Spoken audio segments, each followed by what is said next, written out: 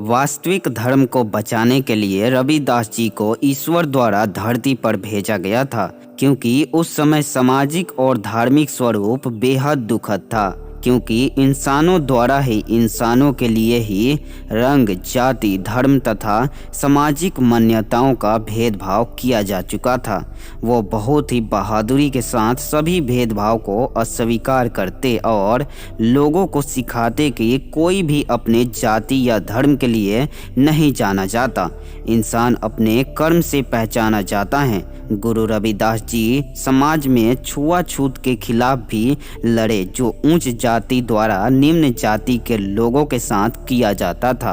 उनके समय में निम्न जाति के लोगों की उपेक्षा होती थी। वो समाज में उच्च जाति के लोगों की तरह दिन में कहीं आ जा नहीं सकते थे। उनके बच्चे स्कूलों में पढ़ नहीं सकते थे, मंदिरों में नहीं जा सकते थे। उन्हें पक्के मकान के बजाय सिर्फ झोपड़ियों में ही रहने की आज़ादी थी। और भी ऐसे कई प्रतिबंध थे जो बिल्कुल अनुचित थे। इस तरह की सामाजिक समस्याओं को देखकर रविदास जी ने निम्न जाति के लोगों की बुरी परिस्थिति को हमेशा के लिए दूर करने के लिए हर एक को आध्यात्मिक संदेश देना शुरू कर दिया। तभी उन्होंने लोगों को संदेश दिया कि ईश्वर ने इंसान बनाया है, ना कि इंसान ने ईश्वर बनाया है। अर्थात इस धरती पर सभी को भगवान ने बनाया है और सभी के अधिकार सम्मान हैं। इस सामाजिक परिस्थिति के संदर्भ में संत गुरु रविदास जी ने लोगों को वैश्विक भाईचारा और सहिष्णुता का ज्ञान दिया और अपनी वाणियों से पूरे संसार में सच्चाई और मानवता की ज्योत जलाई। तो दोस्तों, आज के इस वीडियो में संत रविदास जी से जुड़े सारे सवाल, जैसे इनका जन्म कब और कहाँ हुआ, क्यों बोला था इन्होंने मन चंगा तो कठौती में गंगा, कैसे अपने गुरु के बेटे यानी इनके मित्र जिनका मृत्यु हो गया था और इन्होंने क्या बोला कि वो जीवित हो गए, और भी बहुत कुछ जानेंगे संत रविदास जी के बारे में। तो बने रहिए वीडियो के अंत तक। जय हिंद दोस्तों, स्वागत है आपके अपने YouTube चैनल LMC मंजित पर। संत रविदास जी का जन्म भारत के यूपी के बनारसी के पास सिर गोवर्धन गांव में कलसा देवी और बाबा संतोख दास जी के घर 15वीं शताब्दी में हुआ था। हालांकि उनके जन्म की तारीख को लेकर विवाद भी हैं, क्योंकि कुछ का मानना है कि ये 1376, 1377 और कुछ का कहना है कि 1388 में हुआ था। कुछ अध्येता के आंकड़ों के अनुसार ऐसा अनुमान लगाया गया था कि रविदास का पूरा जीवन काल 15वीं से 16वीं शताब्दी में 1450 से 1520 के बीच तक रहा था। रविदास जी के पिता मल साम्राज्य के राजा नगर के सरपंच थे और जूतों का व्यापार और उसकी मरम्मत का कार्य करते थे। बचपन में संत रविदास जी अपने गुरु पंडित शारदानंद के पाठशाला गए, जिनको बाद में कुछ उच्च जाति के लोगों द्वारा रोक किया गया था वहां दाखिला लेने से। हालांकि पंडित शारदानंद ने महसूस किया कि रविदास कोई सामान्य बालक ना होकर ईश्वर के द्वारा भेजी गई एक संतान है। अतः पंडित शारदानंद ने रविदास को अपनी पाठशाला में दाखिला दिया और उनकी शिक्षा की शुरुआत हुई। वो बहुत ही तेज और होनहार थे और अपने गुरु के सिखाने से ज़्यादा ज्ञान प्राप्त करते थे। पंडित शारदानंद उनसे और उनके व्यवहार से बहुत प्रभावित रहते थे। उनका विचार था कि एक दिन रविदास आध्यात्मिक रूप से प्रबुद्ध और महान सामाजिक सुधारक के रूप में जाने जाएंगे। पाठशाला में पढ़ने के दौरान रविदास पंडित शारदानंद के पुत्र के मित्र बन गए। एक दिन दोनों लोग एक साथ लुक्का छिपी खेल रहे थे। पहली बार रविदास की जीत और दूसरी बार उनके मित्र की जीत हुई। अगली बार रविदास की बारी थी, लेकिन अंधेरा होने की वजह से वो लोग खेल को पूरा नहीं कर सके। उसके बाद दोनों ने खेल को अगले दिन सुबह जारी रखने का फैसला किया। अगली सुबह रविदास जी तो आए, लेकिन उनके मित्र नहीं आए। वो लंबे समय तक इंतजार करने के बाद अपने उसी मित्र के घर गए और देखा कि उनके मित्र कि माता पिता और पड़ोसी रो रहे थे। उन्होंने उन्हीं में से एक से इसका कारण पूछा और अपने मित्र की मौत की खबर सुनकर हक्का बक्का रह गए। उसके बाद उनके गुरु ने संत रविदास को अपने बेटे के लाश के स्थान पर पहुंचाए। वहां पहुंचने के बाद रविदास ने अपने मित्र से कहा कि उठो, ये सोने का समय नहीं है दोस्त, ये तो लुक्का छिपी खेलने का समय है। जैसे कि जन्म से ही गुरु रविदास दैवीय शक्तियों से समृद्ध थे। रविदास के ये शब्द सुनते ही उनके मित्र फिर से जी उठे। इस आश्चर्यजनक पल को देखने के बाद उनके माता पिता और पड़ोसी चकित रह गए। संत रविदास भगवान के प्रति उनके प्यार और भक्ति की वजह से वो अपने पेशेवर पारिवारिक व्यवसाय से नहीं जुड़ पा रहे थे और ये उनके माता पिता की चिंता का बड़ा कारण था। अपने पारिवारिक व्यवसाय से जुड़ने के लिए इनके माता पिता ने इनका विवाह काफ़ी कम उम्र में ही श्रीमती लोना देवी से करा दिया, जिसके बाद रविदास को पुत्र रत्न की प्राप्ति हुई, जिसका नाम विजयदास पड़ा। शादी के बाद भी संत रविदास सांसारिक मोह की वजह से पूरी तरह से अपने पारिवारिक व्यवसाय के ऊपर ध्यान नहीं दे पा रहे थे। उनके इस व्यवहार से परेशान होकर उनके पिता ने सांसारिक जीवन को निभाने के लिए बिना किसी मदद के उनको खुद से और पारिवारिक संपत्ति से अलग कर दिया। इस घटना के बाद रविदास अपने ही घर के पीछे रहने लगे और पूरी तरह से अपनी सामाजिक मामलों से जुड़ गए।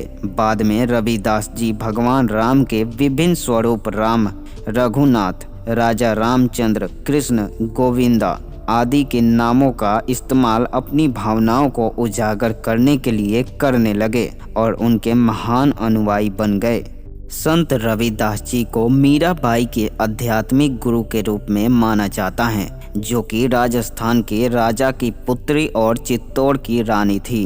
वो संत रविदास के अध्यापन से बेहद प्रभावित थी और उनकी बहुत बड़ी अनुयायी बनी। अपने गुरु के सम्मान में मीराबाई ने कुछ पंक्तियां भी लिखी हैं। एक बार गुरु रविदास जी के कुछ विद्यार्थी और अनुयायी ने पवित्र नदी गंगा में स्नान के लिए पूछा, तो उन्होंने पहले से ही अपने एक ग्राहक को जूता देने का वादा कर दिया था, तो अब वही उनकी प्राथमिक जिम्मेदारी है। रविदास जी के एक विद्यार्थी ने उनसे दोबारा निवेदन किया, तब उन्होंने कहा उनका मानना है कि मन चंगा तो कठौती में गंगा, मतलब शरीर को आत्मा से पवित्र होने की ज़रूरत है, ना कि किसी पवित्र नदी में नहाने से। अगर हमारी आत्मा और हृदय शुद्ध हैं तो हम पूरी तरह से पवित्र हैं, चाहे हम घर में ही क्यों न नहाएं। उन्होंने अपने एक ब्राह्मण मित्र की रक्षा एक भूखे शेर से की थी, जिसके बाद वो दोनों गहरे साथी बन गए। हालांकि दूसरे ब्राह्मण लोग इस दोस्ती से जलते थे, तो उन्होंने इस बात की शिकायत राजा से कर दी। रविदास जी के उस ब्राह्मण मित्र को राजा ने अपने दरबार में बुलाया और भूखे शेर द्वारा मार डालने का हुक्म दिया। शेर जल्दी से उस ब्राह्मण लड़के को मारने के लिए आया, लेकिन गुरु रविदास को उस लड़के को बचाने के लिए खड़े देख शेर थोड़ा शांत हुआ। उसके बाद शेर वहां से चला गया और गुरु रविदास अपने मित्र को अपने घर ले गए। इस बात से राजा और ब्राह्मण लोग बेहद शर्मिंदा हुए और वो सभी गुरु रविदास के अनुयायी बन गए। सिख धर्म ग्रंथ गुरु ग्रंथ साहिब में संत रविदास द्वारा लिखा गया 41 पवित्र लेख हैं, जो इस प्रकार हैं। राग श्री, गौरी, आशा, गुजारी, सोरठ, धनसरी, जैतसारी, सूही, बिलावल, गोंड, रामकली, मारू, केदारा, भैरव, बसंत और मल्हार। संत रविदास जी अपने समय के महान संत थे और एक आम व्यक्ति की तरह जीवन को जीने की वरीयता देते थे। कई बड़े राजा, रानियों और दूसरे समृद्ध लोग उनके बड़े अनुयायी थे, लेकिन वो किसी से भी किसी प्रकार का धन या उपहार नहीं स्वीकारते थे। एक दिन भगवान के द्वारा उनके अंदर एक आम इंसान के लालच को परखा गया। एक दर्शन शास्त्री गुरु रविदास जी के पास एक पत्थर लेकर आए और उसके बारे में आश्चर्यजनक बात बताई कि ये किसी भी लोहे को सोने में बदल सकता है। उस दर्शन शास्त्री ने गुरु रविदास को उस पत्थर को लेने के लिए दबाव दिया और साधारण झोपड़े की जगह बड़ी बड़ी इमारतें बनाने को कहा, लेकिन उन्होंने ऐसा करने से मना कर दिया। उस दर्शन शास्त्री ने फिर से उस पत्थर को रखने के लिए गुरुजी पर दबाव डाला और कहा कि मैं इसे लौटते वक्त वापस ले लूँगा। साथ ही इसको अपनी झोपड़ी के किसी खास जगह पर रखने को कहा। गुरुजी ने उसकी बात मान ली। वो दर्शन शास्त्री कई वर्षों बाद लौटा तो पाया कि वो पत्थर उसी जगह रखा हुआ है। गुरुजी के इस अटलता और धन के प्रति इस विकर्षणता से वो बहुत खुश हुए। उन्होंने वो कीमती पत्थर लिया और वहाँ से गायब हो गए। गुरु रविदास ने हमेशा अपने अनुयायियों को सिखाया कि कभी धन के लिए लालची मत बनो। धन कभी अस्थायी नहीं होता। इसके बजाय आजीविका के लिए कड़ी मेहनत करो। एक बार जब उनको और दूसरे दलितों को पूजा करने के जुर्म में काशी नरेश के द्वारा उनके दरबार में कुछ ब्राह्मणों की शिकायत पर बुलाया गया था, तो यही वो व्यक्ति थे जिन्होंने सभी गैर जरूरी धार्मिक संस्कारों को हटाने के द्वारा पूजा की प्रक्रिया को आसान बना दिया। संत रविदास को राजा के दरबार में प्रस्तुत किया गया, जहां गुरुजी और पंडित पुजारी से फैसले वाले दिन अपने अपने इष्ट देव की मूर्ति को गंगा नदी के घाट पर लाने को कहा गया। राजा ने ये घोषणा की कि अगर किसी एक की मूर्ति नदी में तैरेगी तो वो सच्चा पुजारी होगा, अन्यथा झूठा होगा। दोनों गंगा नदी के किनारे घाट पर पहुँचे और राजा की घोषणा के अनुसार कार्य करने लगे। ब्राह्मण ने हल्के भार वाली सूती कपड़े में लपेटी हुई भगवान की मूर्ति लाई थी। वहीं संत रविदास ने 40 किलोग्राम की चाकोर आकार की मूर्ति ले आई थी। राजा के समक्ष गंगा नदी के राजघाट पर इस कार्यक्रम को देखने के लिए बड़ी भीड़ उमड़ी थी। पहला मौका ब्राह्मण पुजारी को दिया गया। पुजारी जी ने ढेर सारे मंत्र उच्चारण के साथ मूर्ति को गंगा जी में प्रवाहित किया, लेकिन वो गहरे पानी में डूब गई। उसी तरह दूसरा मौका संत रविदास का आया। गुरुजी ने मूर्ति को अपने कंधों पर लिया और शिष्टता के साथ उसे पानी में रख दिया, जो कि पानी की सतह पर तैरने लगा। इस प्रक्रिया के खत्म होने के बाद ये फैसला हुआ कि ब्राह्मण झूठा पुजारी था और गुरु रविदास सच्चे भक्त थे। दलितों को पूजा के लिए मिले अधिकार से खुश होकर सभी लोग उनके पांव स्पर्श करने लगे।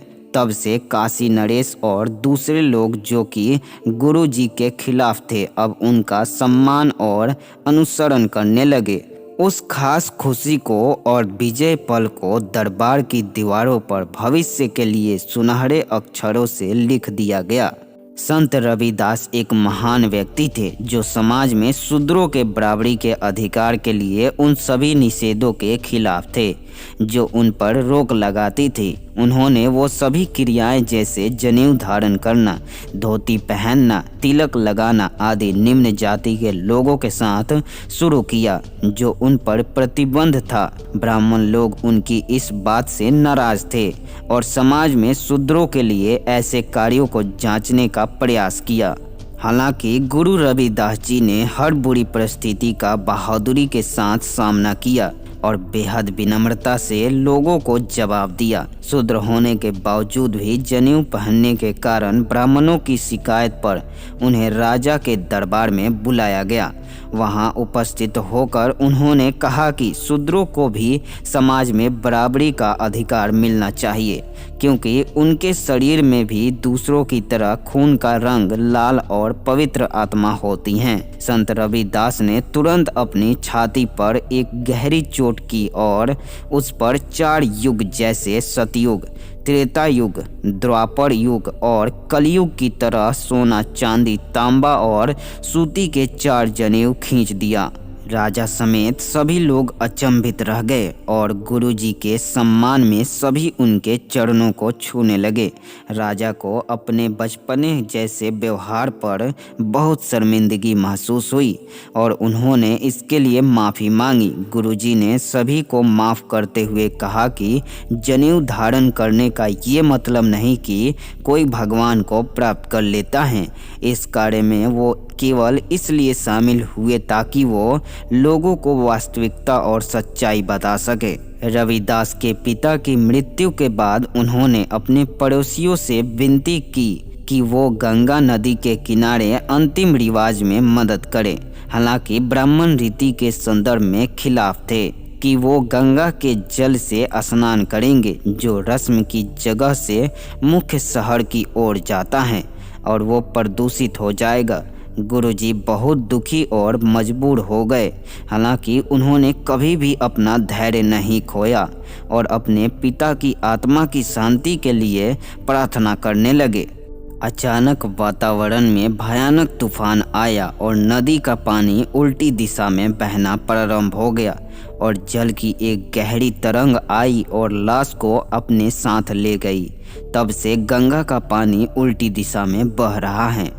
इतिहास के अनुसार बाबर मुगल साम्राज्य का पहला राजा था जो 1526 में पानीपत का युद्ध जीतने के बाद दिल्ली के सिंहासन पर बैठा, जहां उसने भगवान के भरोसे के लिए लाखों लोगों को कुर्बान कर दिया। वो पहले से ही संत रविदास की दैवीय शक्ति से परिचित था और फैसला किया कि एक दिन वो हुमायूं के साथ गुरुजी से मिलेगा।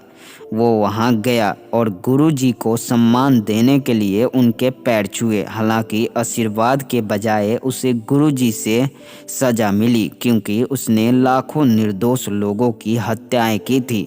गुरुजी ने उसे गहराई से समझाया जिसने बाबर को बहुत प्रभावित किया और इसके बाद वो भी संत रविदास का अनुयायी बन गया। समाज में बराबरी, सभी भगवान एक हैं, इंसानियत, उनकी अच्छाई और बहुत से कारणों की वजह से बदलते समय के साथ संत रविदास के अनुयायियों की संख्या बढ़ती ही जा रही थी। दूसरी तरफ कुछ ब्राह्मण और पीरनदित्ता मिरासी गुरु जी को मारने का योजना बना रहे थे। इस वजह से उन लोगों ने गांव से दूर एक एकांत जगह पर मिलने का समय तय किया। किसी विषय पर चर्चा करने हेतु उन लोगों ने गुरुजी को वहां पर बुलाया जहां उन्होंने गुरुजी की हत्या की साजिश रची थी। हालांकि गुरुजी को अपनी दैवीय शक्ति की वजह से पहले से ही सब कुछ पता चल गया था। जैसे ही चर्चा शुरू हुई, गुरुजी उन्हीं के एक साथी भल्लानाथ के रूप में दिखाई दिए जो कि गलती से तब मारा गया था। बाद में जब गुरुजी ने अपने झोपड़े में शंखनाद किया तो सभी हत्यारे गुरुजी को जिंदा देख भौचक्के रह गए। तब वो हत्या की जगह पर गए जहां पर उन्होंने संत रविदास की जगह अपने ही साथी भल्लानाथ की लाश पाई। उन सभी को अपने कृत्य पर पछतावा हुआ और वो लोग गुरुजी से माफ़ी मांगने उनके झोपड़े में गए। हालांकि उनके कुछ भक्तों का मानना है कि गुरुजी की मृत्यु प्राकृतिक रूप से 120 या 126 साल में हो गई थी।